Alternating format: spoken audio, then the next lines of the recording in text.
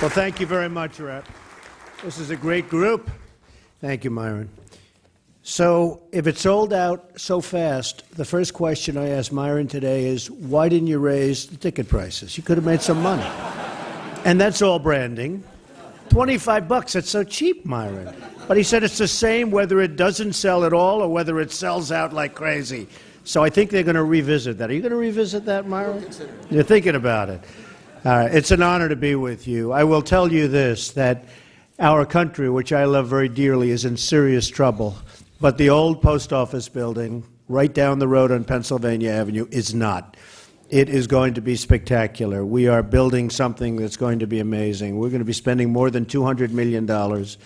And when it's completed in a very short period of time, probably about 18 months, it'll be one of the great hotels of the world, and you'll have it right here in Washington, and it's going to be really something. We're building projects all over the world. Doral, you know about Doral in Miami, and that was sort of another thing. We love to buy and fix and make them great, and we like to get the right ones. And Doral is 800 acres right smack in the middle of Miami, right next to the airport. Tiger Woods won the tournament a year ago, and he was there again this year. Hurt his back, unfortunately, but he will be back, I hope. Tiger will be back, but we've had tremendous success with Doral, and we've rebuilt it, and it's been an incredible thing. And I just got back from Dubai, and it was sort of interesting. We were in the Middle East, and somebody said, a very wealthy person over there was smelling the air, and you could sort of smell it had a little sense of like a gasoline smell or an oil smell. And he said, "Oh, Donald, I love that smell. It means money." Now, in this country, you're not allowed to have that because the environmentalists don't let you have it. And I, by the way, happen to be, in my own way, an environmentalist. I've gotten many, many awards, but we can't go to the extent where the country suffers, and the country is suffering very greatly. So we build all over the world. We get to know people all over the world, and we have a lot of fun. We have a lot of fun doing it. When I spoke with the National Press Club, they asked me would I speak about branding and talking about branding and what makes branding so special and so important. And there are a lot of things. And it started with me very early on just by having success. You know, when you're successful, that sort of creates a little bit of a brand. And then I did a number of buildings. I started in Brooklyn with my father, Brooklyn and Queens. And we had some good successes, and I had some good successes. It's a little bit in sports, like if you sink that first three-footer in golf, you have confidence for the rest of the round. Or if you get a home run when you're at bat, you have confidence. Well, when you have early success, it gives you confidence. And I had a lot of early success. I had a wonderful mentor, wonderful father, Fred Trump, who loved Brooklyn real estate. He loved Brooklyn. And he spent a lot of his time there, never wanted to come into Manhattan. And he just loved Queens and Brooklyn because that's what he knew. And he was good at it. And I learned negotiation from him. And I learned contractors and how they can just rip you off if you don't know what you're doing. And there is nobody smarter than a contractor who can't read or write. They're smarter than Wharton. They're smarter than Harvard. I shouldn't say that to the Wharton Club, but they are. These are geniuses. And you can imagine what's going on because you see what's going on in the country. I hear that the website for Obamacare is up to $5 billion for a website. Now, I do websites, and they cost $3. You hire some guy or some woman. They can be young, they can be old. You know, I got in trouble. I said, you hire some young guy. And they said, oh, well, what about older people? You can't hire. I said, so you can hire anybody to do a website. And you know what? I have some of the best websites in the world. You can look at every one of my projects as a website. Some are very complex, and they cost us peanuts if you know what you're doing. So we're up to almost $5 billion, and it's really, you know, obviously, it's a very, very sad thing. So in terms of branding, you have success, whether it's Doral, whether it's OPO, whether it's many, many jobs that I built. But what happened about 20 years ago, I built a building, 5th Avenue and 57th Street. It's called Trump Tower, and it's been tremendously successful right next to Tiffany. And I bought the air rights over Tiffany. And in buying the air rights, I had the right to call it Tiffany Tower. And that was really pretty much, probably 25 years ago. That was before people knew about Trump so much. I was doing really well, and real estate guys knew, but the world didn't know too much about Trump. And perhaps it was a better place if you think about it. But I had the right to do something, and a lot of people said, you have to do it. And that was call it Tiffany Tower, because I bought that right. So I was going to call it Tiffany Tower. And I had a friend who was a very smart guy and a very streetwise guy. I said, what do you think about calling the building Tiffany Tower? He said, when you change your name to Tiffany, call it Tiffany Tower. And I said, no kidding. So I gave up a very valuable right, and I called it Trump Tower, and it was a tremendous success. And then many other buildings all over New York, and then all over the world. We're doing some incredible things in the Middle East. We're doing some incredible things in China and Asia. We're doing some incredible, we have a magnificent hotel that opened recently in Panama. And, you know, just, they've been tremendous, and they've been successful. And it feeds on itself, and perhaps the brand gets better and better. But I think it all began with the great success of Trump Tower. Best location in New York, most visible building, the highest rate retail space anywhere in the world. Gucci is there as my primary tenant, and nowhere in the world you get rents like you get on that one block. And I've always heard the Tiffany location, that's the best location. And who would have thought that I someday would have the Tiffany location? That's what happened. So the success really fed on itself. And then I did a book thinking, you know, what's the big deal with doing a book? But I'll do a book, and it was exciting, and Random House was the publisher, and it was called The Art of the Deal, Trump, The Art of the Deal. And it became the #1 best-selling book on the New York Times list and every list for many, many months and almost a full year. And I remember on the fictional side, it was Bonfire of the Vanities and Us. These were the two books the whole year. Trump, The Art of the Deal, and Bonfire of the Vanities on fiction. And it was just a great honor. And it had a lot to do. It was a great thing to have a #1 selling book. And it turned out to be probably, according to everybody's count, the biggest selling business book of all time. There's never been a business book that sold like Trump, The Art of the Deal. So it was such a great honor. So that's branding. And then I had The Apprentice. Now, The Apprentice was really interesting because Mark Burnett, who was hot at the time, young, smart, and he was renting the Woolman skating rink, which you know. The city took 8 years. They couldn't get it open. I took it over. I got it open in 3 months for a fraction of the cost. You know, that was a pretty well-known thing.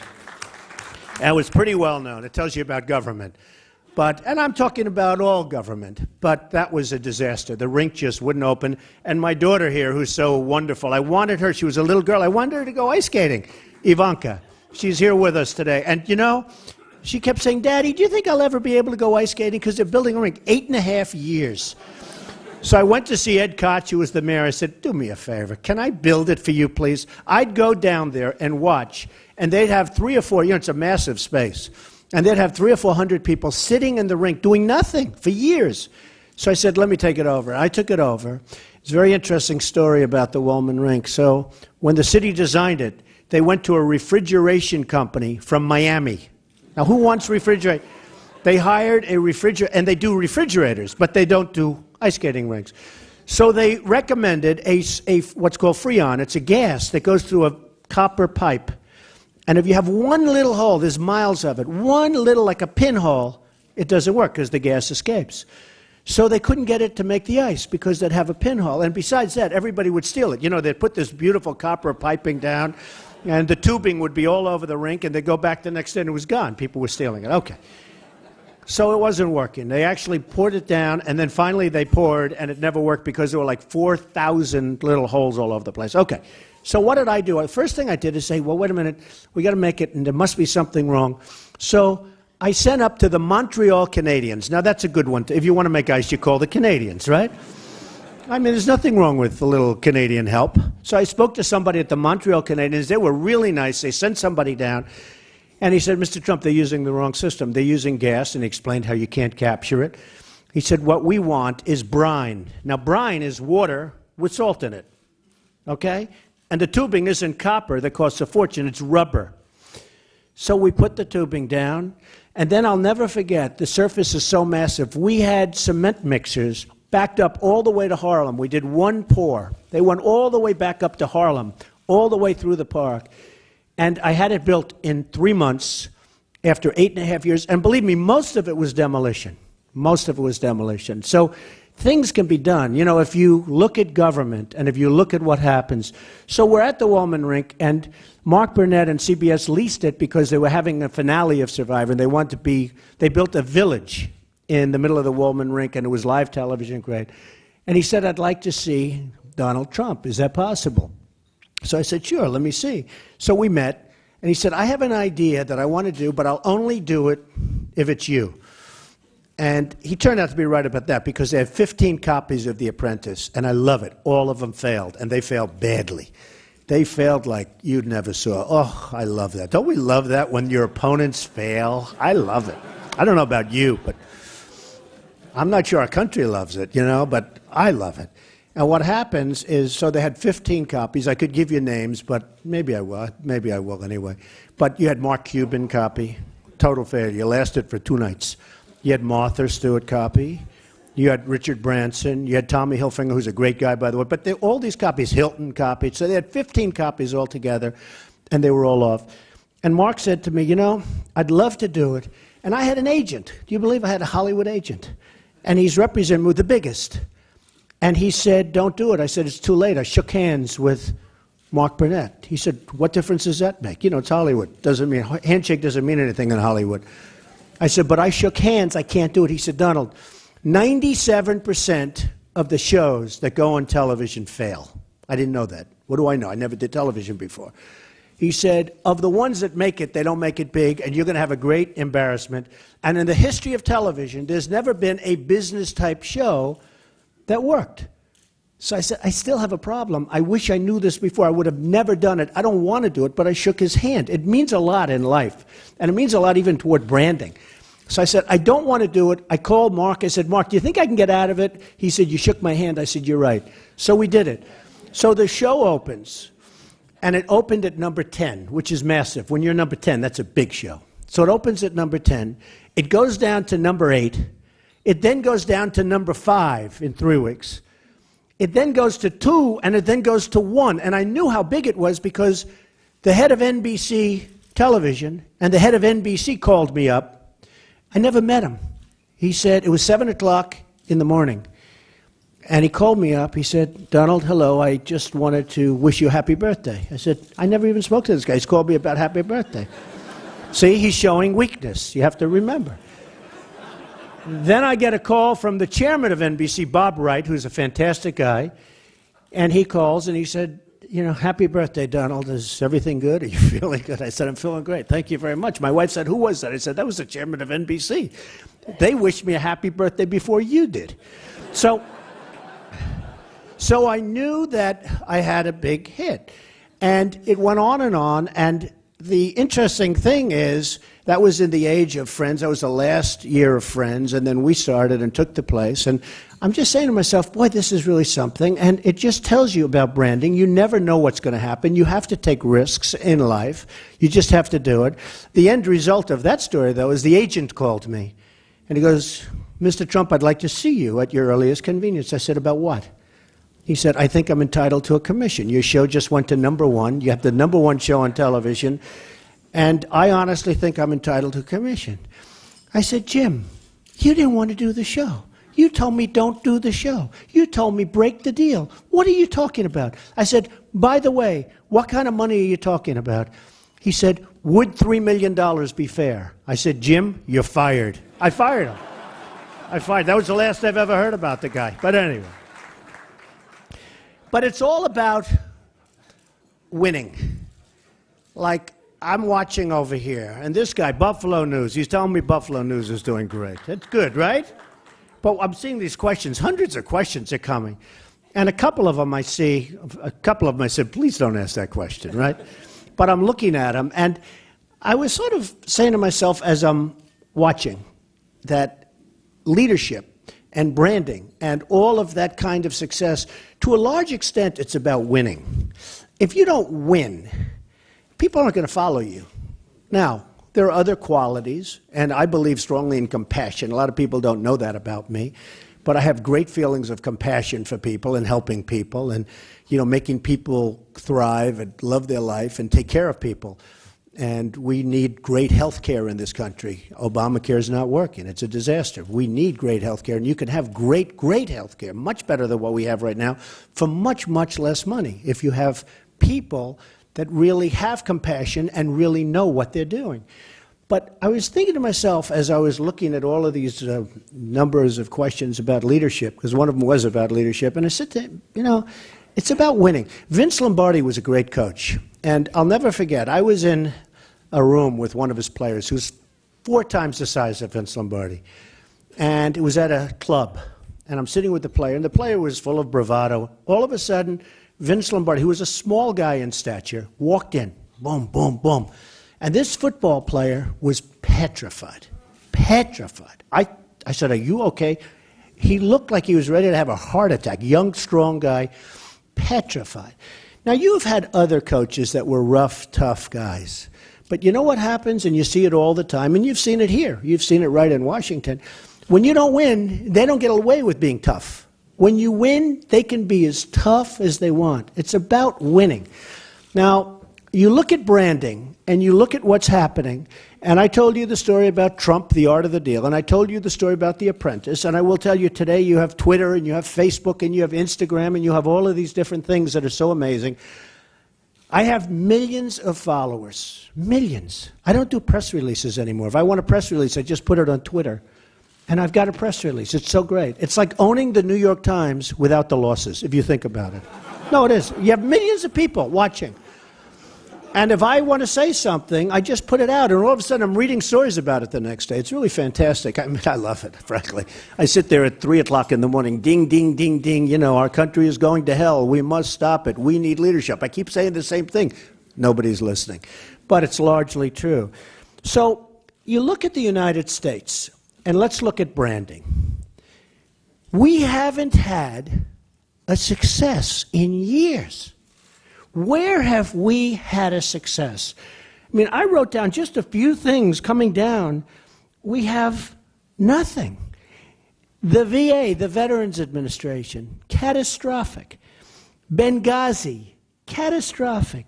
Russia, I mean, Putin has an 80% popularity in this country, where I thought they didn't even like him a year ago.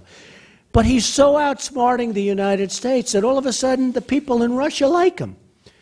And you have us, we're fighting, and another country wants to come in and judge. They love Russia. They say, now we send in our pollsters, we say that's not, well, you know, guess what? They want to form with Russia. How the hell are we involved? Okay, we're involved in all of this. Isn't Europe supposed to be involved in this? They don't want to get involved because they don't want to anger Russia. So we get it. And why? Why is it us? But then you have China. Now, the all-time curse, and I love politics, and I've been studying politics, and despite what Myron was saying, I never said I was running, other than the last time I said I might run, but I never did. But everybody thinks, you know, I made a speech in New Hampshire years ago for a friend of mine, and because I made a speech in New Hampshire, everybody said I was running for president, which I wasn't. I did give it serious consideration. I don't know what happened to Mitt Romney. It looked like he was going to do fine. I was leading in every poll. I was doing great. But I love what I'm doing. I love building the old post office. I love building Doral. I love building Panama. I love building all of these buildings that we're doing. I just love it. I love what I'm doing. It's why I do it well. I tell that to people. They say, what's the secret to success? I said, you got to love what you're doing. I love what I'm doing. So I would prefer not running, and I did prefer not running. In fact, I'm the only person. People said, you know, I'm a private company, so nobody knows what I'm worth. Nobody has any idea. Forbes doesn't know. Nobody knows. Some people say 10 billion, they say 2 billion, they say 3.9 billion, you know, so accurate, 3.9. I think Forbes last time said 3.9. They have no idea. And I'm the only candidate in history, because there were a lot of people saying, oh, do you think Trump is really rich? So I'm the only candidate in history that filed a financial disclosure statement that wasn't running. Think of it. I'm not running. Because a lot of people said, oh, he'll never run because he doesn't want to reveal his finances. I said, hey, I'll reveal them. I'm so proud of what I did. I built a great company. I'm really proud of it. One of the reasons, I think Ivanka can tell you this even better than me, that we won for the old post office, I think we had a better concept because that was a highly sought-after project. Every developer wanted it. Every hotel company wanted it. But I mean, obviously, it's Pennsylvania Avenue. It's an amazing building. I think it's the tallest building in Washington because they have the zoning restrictions now. That was before. That was in the 1880s. But, you know, one of the reasons that we won is because my financial statement was so strong. They want to make sure it gets done. And the GSA did a very professional job, I have to tell you. They want to make sure it gets done. And for us, it's a very easy project. So you had people bidding that couldn't have handled it. You had other people bidding that could have. But we really are going to do a fantastic job there. But when I look at what's going on and when I see the country, so where? Just tell me where. I wrote a couple of other things down. China, Russia. Now, they just got together. I've always heard the big curse on this country will always be if China and Russia unify and get together. They just made one of the biggest deals ever made. China, our great friend, and by the way, I have great respect for China. I have many Chinese friends. They live in my buildings all over the place. I mean, they buy apartments. They give me $30 million, $40 million. Am I supposed to dislike them? I like them very much. Same with Russia. I've got more oligarchs living in my buildings. I bought a house in Palm Beach, Ivanka can tell you, and I bought $40 million, and I fixed it.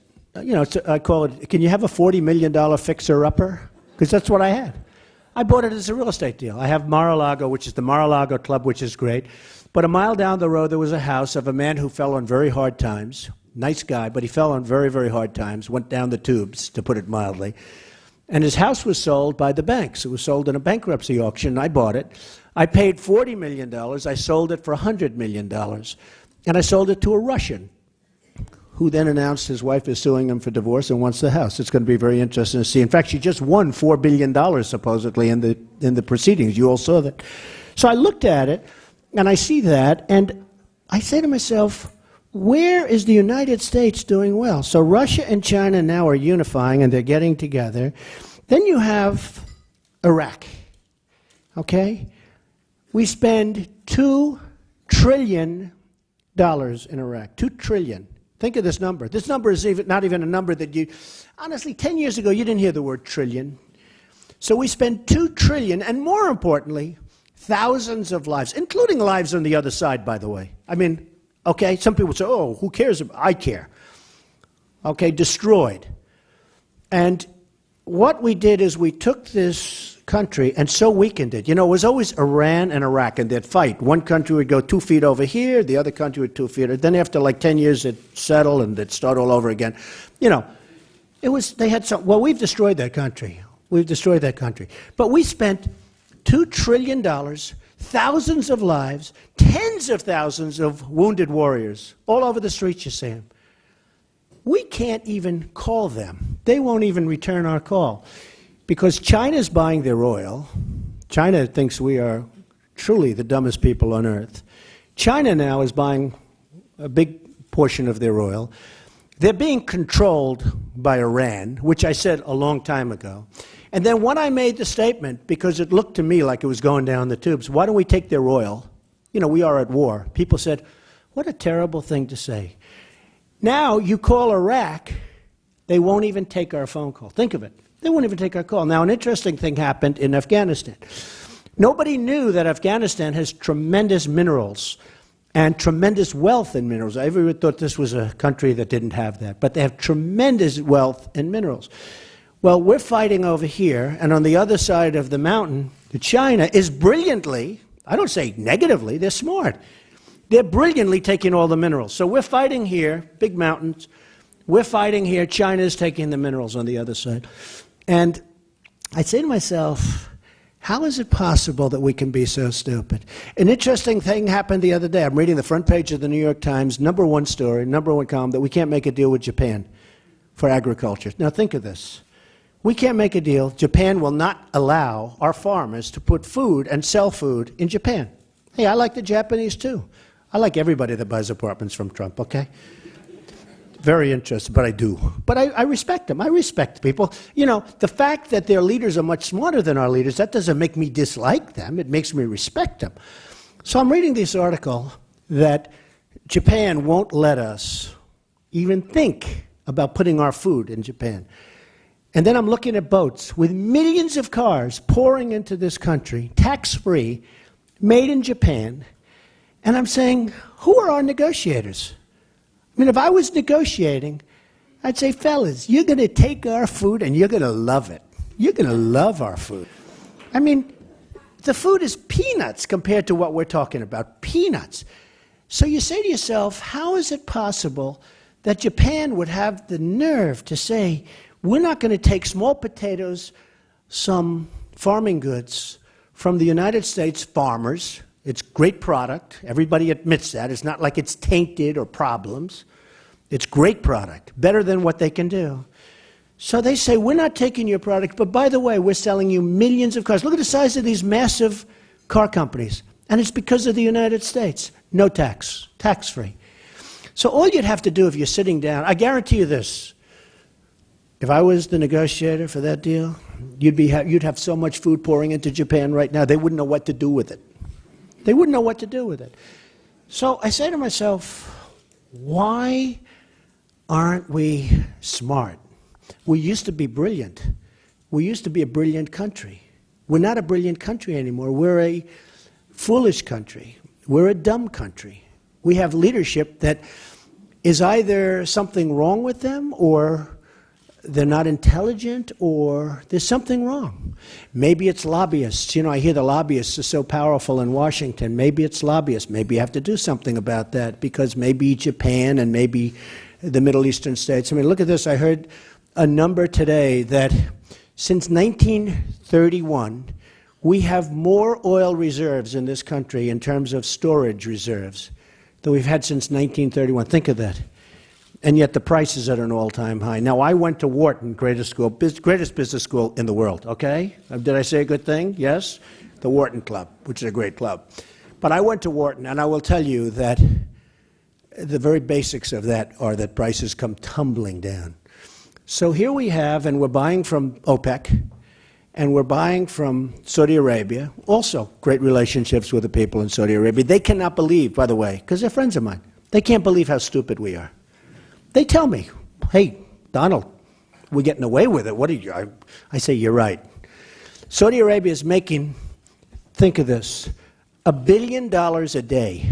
$1 billion a day. So much money, what they're doing there is unbelievable. You look at our airports. You look at your airport here. You look at your airport LaGuardia and Kennedy and Newark and LAX and Los Angeles. They're like third world country airports, falling apart. They have terrazzo floors inside that are so old, and when they fix them, they don't fix them with terrazzo, which would be terrible. Should rip them out, put down a new floor, right? They fix them with asphalt. So you walk in, you got terrazzo that's really tired in the main terminal. And then they put black asphalt from a road, an exterior road. And this is our roads are falling apart. Our bridges are falling apart. In China, they're building 24 bridges, most of which are bigger than the George Washington Bridge. I mean, just massive bridges, massive construction. They're taking our jobs. And we don't even know it. Then the president of China comes over, and we have a state dinner for him, honoring him. What a wonderful guy. And he's laughing all the way back to China. So it's all branding. But when you look at the things that are going on, now in Afghanistan, we're spending tremendous amounts of money. And President Karzai, as you know, our president flew into Afghanistan. And President Karzai, who's getting sacks and sacks of cash, you know, they're getting $50 million in cash. And this is, I mean, green. And I want to know, who is the soldier that's delivering the cash? That's what I want to know. Can you imagine? Do you trust somebody to hand? They're carrying satchels of cash because they're paying off the tribal leaders and the warlords. And it's incredible. $50 million. I want to know, who are these people that are doing this? But Karzai said, I won't meet with the president, and I won't meet him at the plane. So you have the president of the country who spent, I guess we're close to $1 trillion there also, lands. And the president doesn't have the decency to come and pay his respects, even to just shake his hand. And I say to myself, that's very bad branding, because when you get right down to it, that's what we're talking about. That's pretty bad. It's pretty sad. So you look at Libya, you look at Syria, the line in the sand. Remember the famous line in the sand? And then nothing was done. Not that it should be done, and not that we should be involved, because we shouldn't be involved. But you don't say, we're going to do this or we're going to do that, and don't do, and then they do it. And then you don't follow up. And by the way, I don't want them to follow up, but you should have never made the statement. So we are in very, very serious trouble. And I just ask you, What positive thing has happened to this country in the last 10 years? And that includes Bush. I'm not a Bush fan, believe me. I am no Bush fan. He got us into Iraq. I think Obama should have gotten us out a lot faster, but Bush got us into Iraq. I am no Bush fan, and anybody that knows me knows that. But what's happened good? I mean, can we say that the economy's booming? No. Can we say unemployment? I mean, unemployment's a totally phony number. Massive unemployment all over the place. If you stop looking for a job, they take you off the unemployment rolls like you've got the job. We have massive unemployment. We don't make our products anymore. They're made mostly in China and other countries. Mexico is doing phenomenally well. Phenomenally. That's going to be the new China as far as making products. Look what's going on in Mexico. And you say to yourself, isn't that sad? Isn't that a shame? Now, the good news is we have tremendous potential. Tremendous potential. We have power over China that you wouldn't believe. China sells their product to us, no tax. No tax. And yet they'll manipulate their currency so that our people cannot compete with their product. We make better products than them, by the way. But we can't compete because of the manipulation, which is in the history of the world. There has never been a better or smarter currency manipulation than that done by China. All you have to do is say, folks, it's going to end. It's going to end now. And if it doesn't end, we're going to throw a little tax on you that every product you sell in this country, it's going to be a 25% tax. By the way, the number should be 48% based on their manipulation. But I want to be nice. We'll start with 25. You wouldn't even have to do the tax because everything would stop. Same thing with Japan, with the cars. I mean, it's the same thing. It's so simple. But we don't have the right people. I don't know who these people are. Where do they find these people? I assume they're diplomats? They're incompetent. We have incompetent people running the country. Now, Obamacare is having a devastating effect on the country. And, you know, they say whoever becomes president, 2016 is going to be a catastrophic year for the economy. Because, you know, all of the problems of Obamacare and other things were delayed till 2016. Somebody's going to have a real problem. And they better get smart. And the Republicans better get smart, because they're going to inherit a mess like has never been inherited before, ever, ever before. So the good news is that we have tremendous potential with proper leadership, tremendous. We can turn it around so fast. We're sitting on energy that's bigger than all of them, almost. We're sitting on massive amounts of dollars coming out of the ground. We don't use that. Even the pipeline, the Keystone Pipeline. The Keystone Pipeline, I don't even care that much about it. I'd say build it because it's jobs and good and all that. But we don't need Canada's oil. We don't need Canada's oil and gas. We don't need anything from anybody. But build it anyway. It's jobs. It's environmentally very good, and it should be built. And it's amazing that it hasn't been built. And Obama's having a hard time with it. And some of the people that don't want it to be built, they're people on Wall Street. I know them. You know why they don't want it to be built? Because they're invested in oil and gas, and they don't want to bring down the price. It's not that they're great environmentalists. Take a look at these people. Look at their right. These people couldn't give a crap about the environment. They're invested heavily in oil and gas. They don't want the competition. And our politicians sit back and they say, oh, wow, he gave a lot of money to the Democratic Party, in this case the Democratic Party, but gave a lot of money to the Democratic Party, and we have to be nice to him and others. So it's a very, very sad thing. I would say that I'm very proud of this country, but I would say that if we don't act quickly, it's going to be very, very hard to bring it back. We're very, very far out on a limb. Something has to take place, and it has to take place quickly. Our people have to be taken care of. In order to take care of people, we need wealth. We don't want to cut Social Security. We don't want to cut Medicare or Medicaid. And I'm, different from a lot of Republicans. They keep talking about cutting. I keep saying build the country up so you don't have to worry about Social Security. It's peanuts compared to the kind of numbers you're talking about if we knew what we're doing. We have to take our business back from China and other countries. We have to take it back. And you will see, I said it, winning. It's about winning. We've got to start winning. Not one good, and I searched everything. We haven't had one good story about this country being great for years. And it's about time that we started getting the good stories. And we can do it, but you need proper leadership. And with that, I will take some of these killer questions that I've been viewing, and let's go. Go ahead, Myron. Thank you. Thank you very much. Yeah. I already had one note saying, why are we showing Mr. Trump the questions in advance? We don't show Mr. Trump the questions in advance. He was sitting next to our chair of the Speakers Committee, Jerry Zaremski, who was trying to organize the cards. So we'll ask the questions, and I know that Mr. Trump can't wait to answer them.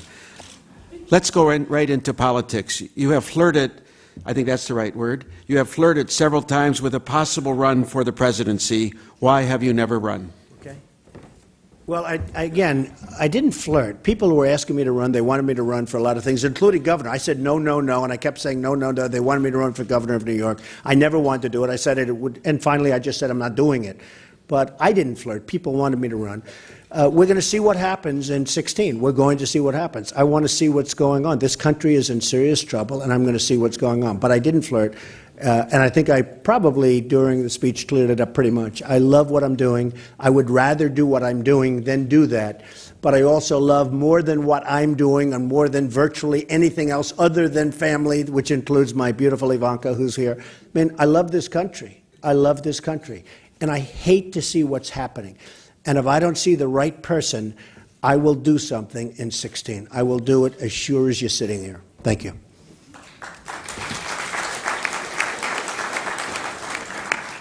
Do you think Chris Christie is too damaged to be a viable presidential candidate in 2016? And if not, who is the best GOP candidate at this stage? Well, Chris is a friend of mine, and he's a good guy, but he's got to get his problem cleared up. There's no question about it. I mean, you have to get that cleared up, and it has to come out very, very good. And obviously it was foolish, and I've spoken to him about it, and it was a crazy set of events that took place. And I would say that Chris, and I'll say it to anybody, I mean, he has to get that whole thing straightened out and behind him, in which case he would be a viable candidate. But certainly he's been devastated by it, and he's been hurt very badly by it. You just have to look at the polls. But at some point it'll come out. I mean, there are many people looking, and I made the statement, and I didn't mean it as a negative statement or positive. It's true. I mean, he's one email away from having a big problem. That has to disappear. It has to go away, and then certainly he'd be viable. Going back a few years, do you regret questioning President Obama's citizenship? Why or why not? Not even a little bit. I don't regret it. Why would I regret it? He came out with a book that wasn't published. You remember the famous book, and it said a young man on the cover, a young man from Kenya. I offered him a tremendous amount of money just to show his right. I didn't want to see his marks. I just wanted to see place of birth. So look, there are three things that could happen. And one of them did happen. He was perhaps born in Kenya. Very simple, okay? He was perhaps born in this country, but said he was born in Kenya. Because if you say you were born in Kenya, you got aid and you got into colleges. And people were doing that. So perhaps he was born in this country, and that has a very big chance. Or, you know, who knows? Maybe it was all right. Now, I offered $5 million to just see the records. And I'll tell you what, he would have done a great service, because there are millions of people. There are people in this country. I walk down the street and they're saying, please don't give up on the whole thing with the birth certificate. Now, I hope that it's 100% fine. A lot of people are questioning the birth certificate. They're questioning its authenticity. But I do say this. I offered $5 million just to see some basic records. Not the marks, not the this, nothing. Just some basic things on applications to colleges. I'd love to see what's put down. Why didn't a man take $5 million for his favorite charity?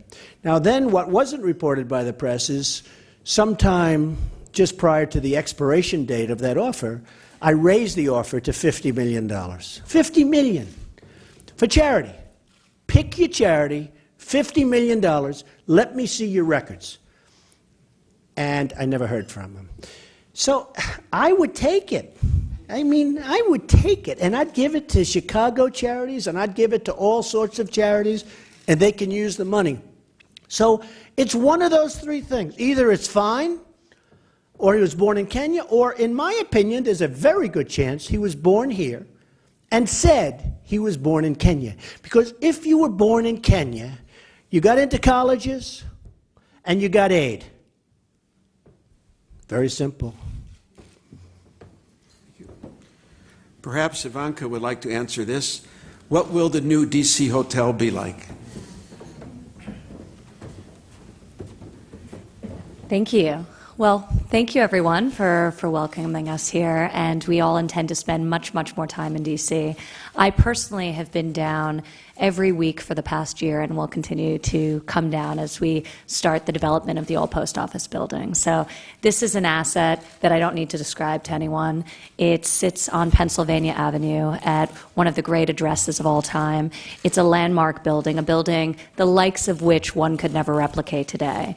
Unfortunately, its full potential hasn't been materialized for a long, long time, and we're going to change that. We're going to develop a super luxury hotel, 272 rooms, the largest ballroom of any of the luxury hotels in all of D.C., unbelievable meeting space, unbelievable spas, restaurants, and really bring in tremendous amounts of life and vitality to Pennsylvania Avenue and to, obviously, the hotel itself. So we love D.C. We love this building. For many, many years, for decades, my father's been looking and waiting and exploring various opportunities in D.C., but when he came here, he wanted to do it the right way, with the right location, with the right development, and that's the old post office building. So we're incredibly excited, and we'll start construction soon and be open in 2016.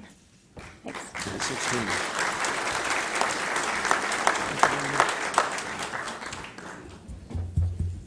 2016, in time for the next inauguration. Thank you, Ivanka, and we appreciate your coming here and sharing the podium with your dad. A few more questions, Mr. Trump, because I think as the more you are being so elucidating, we're getting more questions. What would you do if you were dealing with President Putin? Well, in negotiation, the primary thing that you have to do is to get the other side to respect you. And President Putin does not respect or like President Obama. So you have a problem. I'm not sure that's a problem that's easily solvable. There's a dislike, but Russia does not respect our country any longer. They see that we've been greatly weakened, both militarily and otherwise, and he certainly does not respect President Obama. So what I would do would be, as an example, I own the Miss Universe. I was in Russia. I was in Moscow recently, and I spoke indirectly and directly with President Putin, who could not have been nicer. And we had a tremendous success. The show was live from Moscow, and we had a tremendous success there, and it was amazing. But to do well, you have to get the other side to respect you, and he does not respect our president, which is very sad. We'll turn to sports. You said you are interested in buying the NFL's Buffalo Bills, and I hope we have that correct. You've even spoken with NFL Commissioner Roger Goodell about that possibility. Do those conversations give you any sense as to how intense the bidding for the team will be? Well, I have no idea. I mean, I have no idea if I'll be able to. I would keep it in Buffalo. We're just discussing that. We've had a great discussion, and Buffalo News is a terrific paper, and they've treated us very fairly, I will tell you that. And we are going to put in a bid. If the bid's not the right bid, I just bought Turnberry in Scotland, one of the great places of the world. I buy a lot of things, but I buy them if the price is a reasonable price or a fair price. I don't know what's going to happen with Buffalo. If the price isn't the right price, then I won't get it. And I won't be ashamed of not getting it all. I'm not going to be forced in to pay too much. But if I did, I'd do probably a good job. And I think the people in Buffalo, they already like me. I have a great relationship with the people of Buffalo. But we'll see what happens. It's about price. I don't know how many bidders there's going to be. There'll probably be at least a few. But we will probably put in a bid, and we'll see how that goes. One more sports question. Do you feel that some NFL owners might still hold a grudge against you because of your involvement in the USFL or because of casinos bearing the Trump name? Well, as far as USFL, I did a great job, but the league was failing. A lot of people don't know. I came in way late when the league was failing and got a team for peanuts. It was a very small price because it was failing. It was a failure. And people don't know that. And because I came in, it became really hot and people started seeing it. But I came in on the basis that you'd go to fall football. And I said, I'm only doing it if it's going to be first-class football. And I consider spring football not to be first-class football. I don't think it can ever work in the spring because your television audiences in the spring are not. I've learned a lot about ratings through The Apprentice. And your television audience disappears in the spring, really just disappears. And I said to them, I will do this, but I want to make sure you're going. So when I wanted to go to the spring and when they wanted to go to the spring and keep it in the spring and stay that way, I think the opposite. I think that the NFL owners, there aren't too many of them around that remember that because I think there's 6 or 7. But I think they gained a lot of respect for me. I actually think I've been told by a couple of them that it was amazing the job I did. Remember I got Lawrence Taylor and then sold him back to the NFL? I got Lawrence to sign a contract, who's one of the great linebackers of all time, and I sold him back to the NFL. I actually think they respect what I did, and I think they respect it a lot. So I don't see that as a problem. As far as the casino business, we got out of Atlantic City about 5 years ago. We sold. Our timing was good. Atlantic City's having some tough times right now, but our timing was very good. And essentially, I'm not too much into gaming. Now, would I go in it later on? Yes, but if I did an NFL team, I wouldn't. Do you ever worry about your brand becoming damaged? What could damage it? I don't worry about it. I mean, if it happens, it happens. It's sort of interesting. I always fight, though. You know, it's the beautiful thing, and again, we'll go back to Twitter and Facebook and Instagram. Somebody says something about me that's false, I will hit them hard. And a lot of times they disappear. It's amazing. I mean, I'll have these wise guy reporters, you know, probably members of the National Press Club, but some of these real wise guys. Like they always say, oh, but Trump filed for bankruptcy. Well, excuse me, Buffett's used bankruptcy. Kravis has used bankruptcy. Carl Icahn with TWI used bankruptcy. It's a tool. It's just a tool. But when I use it, I buy a company, I throw it into a chapter. I then negotiate the hell out of loans and all the problems they have. It comes out, and it's good company, and they say, Trump files bankruptcy. They don't say that with these other guys. So I let people know it's not right what you're saying. They attack my hair. My hair, it's mine. Come here. Would anybody like to inspect? Is there a nice woman that would like to inspect it in the audience? No, I mean, it's actually my hair. They say, you wear the worst hairpiece I've ever seen. What a horrible wig. So I put on Twitter, I don't wear. But of course, you know, it's funny, when people don't want to, when they want to keep going, they just keep going.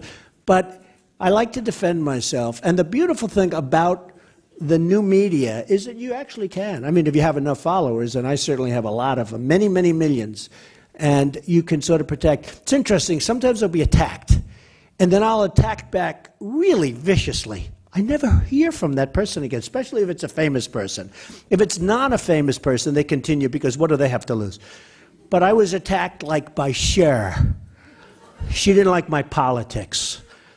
And I hit her so hard, she still doesn't know what happened. It's the last I've heard of her. I don't know. Like Rosie O'Donnell has gone around saying, the worst thing I ever did was to attack Donald Trump. She attacked me. I had a young woman at Miss USA, lovely young woman. She had an alcohol and a drug problem. She was going to be fired from Miss USA. They came into my office to get the final blessing. There was a news conference downstairs which was packed, because it was a big event, actually. And I met the girl, and she was a nice girl, and I said, don't fire her. You'll destroy her life. I mean, it's never happened where we fired the winner. They're going to take her crown away, fire her, humiliate her, and she's already got a problem with drugs and with alcohol.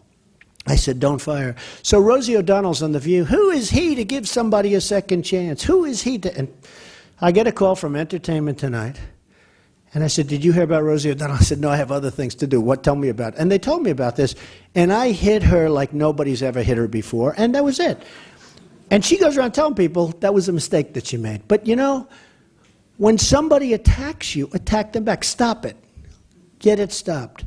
It's so important. In my opinion, it's so important. So that's the way it is. Go ahead. Next question. A personal question. A personal question, Mr. Trump. What do you do for relaxation? I build buildings. It's true. You know, it's funny. Ivanka said to me the other day, "Do you ever go away, Daddy?" Because, you know, I do a thing in Dubai, but we're doing a massive job in Dubai, a phenomenally successful job. And I was in Scotland where we're doing something big, and we were in Ireland where I bought a lot of property, and different places. And that's, for me, relaxation. You know, when you love what you're doing, if somebody said, you are going to take an enforced vacation for 2 weeks and you're going to go to some beach and you can't use your phone, and it would not be good for me. It would actually not be healthy for me. So what I do and what I really like doing is working, and it's been a lot of fun. And you know what, the great thing? I put a lot of people to work. I have thousands and thousands of people that work for me. Healthcare, education. They're not worried about Obamacare because I take so good care of my people. But so many different people are working because I love to work. So that's really the thing I like doing the most. Thank you. We're almost out of time, but before asking the last question, we have a couple of housekeeping matters to take care of. First of all, I'd like to remind you about our upcoming events and speakers. Tomorrow, Dr. Ben Carson, neurosurgeon and author. June 11th, Hollywood writer-director M. Night Shyamalan will discuss his off-screen campaign to close America's education achievement gap. We'll have some other ones before August 1st, but let me tell you that we've just finalized on August 1, the President of the Republic of Congo, Denis Sassou Nguesso, will discuss peace, security, and stability of the Central African region and oil investments in the country. Next, I want to have, for the first time that I can recall, a double presentation of our brand, the National Press Club mug, to Ivanka and Donald Trump.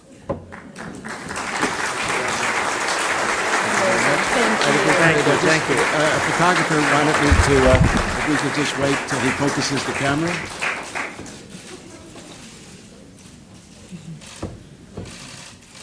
I think. Thank you. Hopefully that's enough. Thank you so much. I'll just do the, how about a round of applause for our speaker and Ivanka. Thank you all for coming today. I'd also like to thank National Press Club staff. Yes, we'll ask the last question. And Jerry always reminds me of that because I skip over the script. I want to finish with the last question. But I'd like to thank National Press Club staff, including its Journalism Institute and Broadcast Center, for organizing today's event. For our last question, and we have 2 minutes, you can make it short or you can take the full 2 minutes. If you had the power to fire one person on the planet, who would it be and why?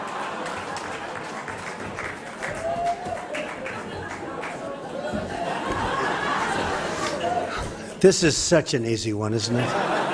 But I won't do it, okay? I won't do it. Too corny. Look, we're a great country. We have great potential. Let's live with that potential, and let's make that potential come true. We need fantastic leadership. We have the people in this country that have the potential to be fantastic leaders. Let's use our great minds. We're smarter than anyone. We're better. We can do what nobody has ever done before. But we need great leadership, and we need it quickly before it's too late. Thank you very much. Thank you, everybody.